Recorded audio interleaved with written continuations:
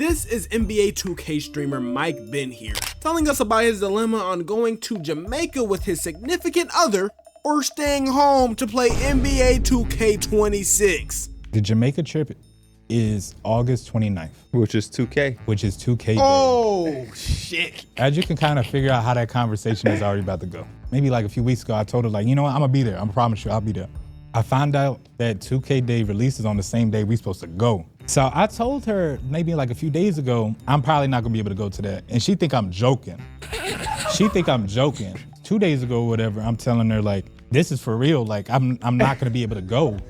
And I think it's kind of like, it's finally hitting her and like she just shuts down. Like I could tell like I didn't really got into some shit. And anyways, like out the corner of my eye, I could just see her like a tear just fall out of her eye. Oh, and I just like, I just felt like the biggest jackass and the biggest, first of all, nerd too, because I'm staying home to play a video game. Yeah. Okay, so off the rip, you have a chance to go to Jamaica with your significant other, and this man is not budging because NBA 2K26 drops the same day. Ladies and gentlemen, this is a sick Negro. Now, to be fair to Mike, this is a big opportunity for him because he makes money from the game. So him capitalizing on being a content creator and making sure that he can get this stream time in, I don't blame him too much. So Mike barely gets a pass because at least he has turned this into his job, so it can get written off as him making money. But my problem is that some of y'all are doing this and you're not making any money from it. Y'all are calling off work and school, canceling family events just to play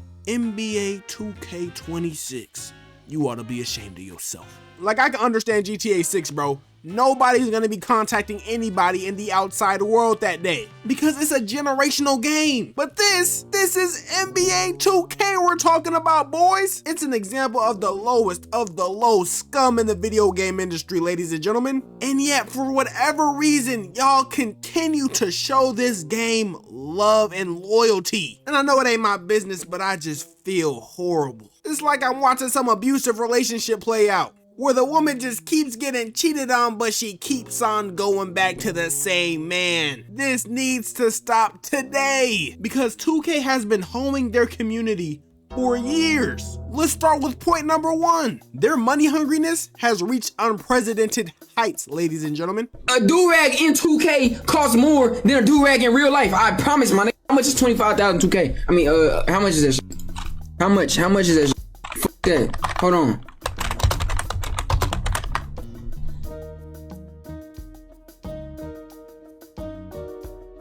Why the f we not talking about this shit, bro? Nah, bro, this shit racist, bro. We gotta call this shit something, my nigga. We gotta call this shit something so they can stop. Yes, you heard that correctly. I will save more money putting a do-rag on my own head than my player's head. 2K, y'all are sick. And NBA 2K a few years ago had this great game mode, and it was called Team Up, where you could basically have any NBA player in history and play as that player while your friends choose other NBA players from history. And this game mode was a hit. Everyone had a great time playing it because it was like play now with your friends playing against other people. But guess what? The 2K that followed it made sure that they took that game mode out. And once they heard that the community was like, wait, we love this game mode, bring it back 2K, they said, okay, but we're gonna put it in My Team. And for those that don't know about My Team, it's basically online gambling. Putting money into a bunch of packs and just all type of nasty and malicious ways to get money out your pockets, man. Bro, 2K's bringing back All-Star Team Up in My Team? Oh my god! What 2K just did was saw motherfuckers having fun on a free game mode, took it out for a couple of years, and brought it back under a paywall. I swear, if they could put Play Now Online and My League under a paywall, they would do it. And so the fact that they saw something that the community liked and said to themselves, maybe we can make more money from this. So they took it out just to put a paywall behind it? These people are disgusting.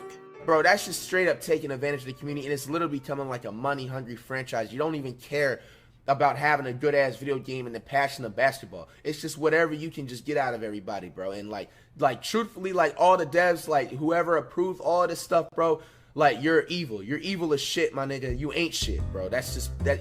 It's pathetic, my nigga. This is a scumbag move at its finest. Now, this clip was from years ago, and 2K is still doing the same stuff. But it don't matter, because the 2K community is just glazing 2K all over again. The game hasn't even released yet, and people are spending thousands of dollars on the game. I already redeemed a bunch of fucking PlayStation codes, so... Look, I already bought 700K, like, the max I could do before it locked me out. I bought so much fucking VC. Okay, man, you know what? Maybe all my criticisms were a little bit flawed. I can't tell you what to do with your time or your money. That's all up to you. And not only that, but everyone's saying that this might be one of the best 2Ks in years. Everyone's talking about coming out of retirement. This game might be peak. So let's see what they added to really make this game go crazy.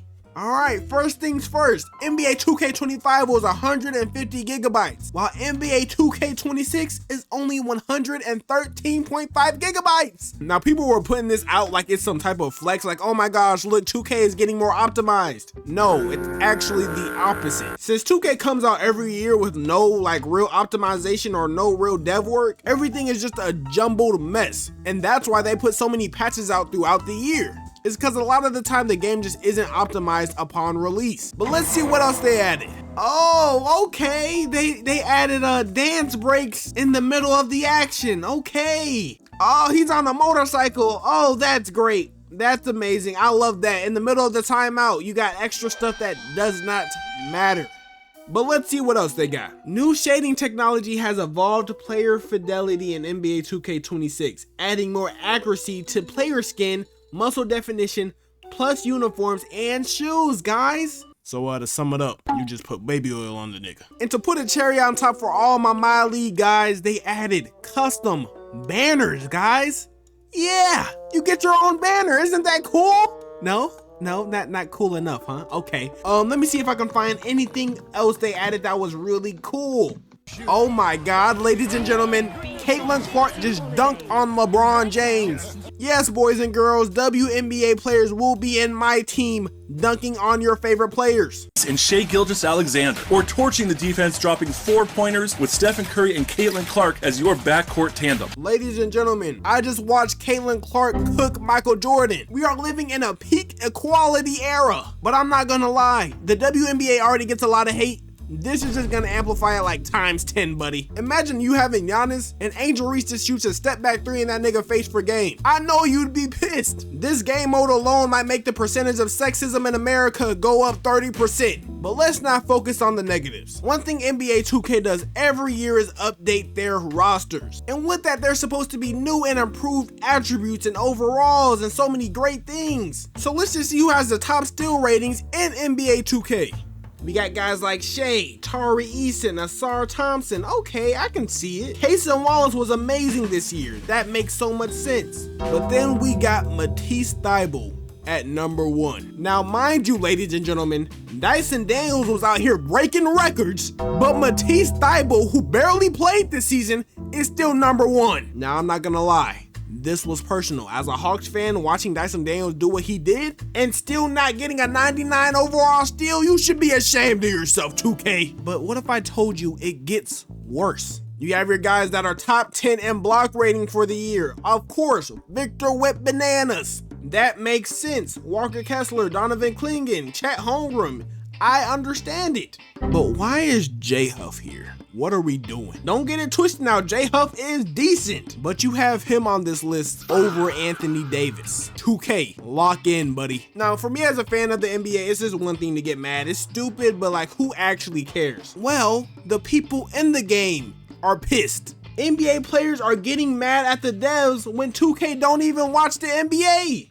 Last night I was after dinner at the Win, and OG comes up to me and talks my ear off for a half an hour. I'm like, bro, I got somewhere to be. Like, but he was like going in on, I'm an 87, I should be at least a 92. I'm like, damn, wow, okay. But he had real thoughts, like he had real feelings, he had real but he not a 92 things to back up. But his argument was like, we skew offensively a little bit more than defensively. I actually don't agree with that. I think we balance it really well. Who's a really good example? 87 is a great number. 87 is a OG, great. man. It's a great That's rating. A great rating. Hey, you said wow when you heard he wanted to be a 92. Yeah, I'm like, you can make like an argument. Now I'm gonna be honest with you. Ronnnie is probably lying about this entire thing. Now personally, it's hard for me to believe that OG Anunoby out of everybody is yapping half an hour about his 2K overall to Ronnnie 2K. But let's say he is telling the truth. Bro, these NBA 2K devs don't know anything about ball. And y'all want to be getting mad at Ronnnie? This man has zero idea what's going on behind the scenes. He's just the face of marketing. And what's funny about Ronnnie is he has been caught lying about the game multiple times. Y'all remember in the 2K20 leaks where there was revealed that it was gonna have the same park as 2K19? And Ronnnie was like, that's not the neighborhood, but you guys can think whatever you want.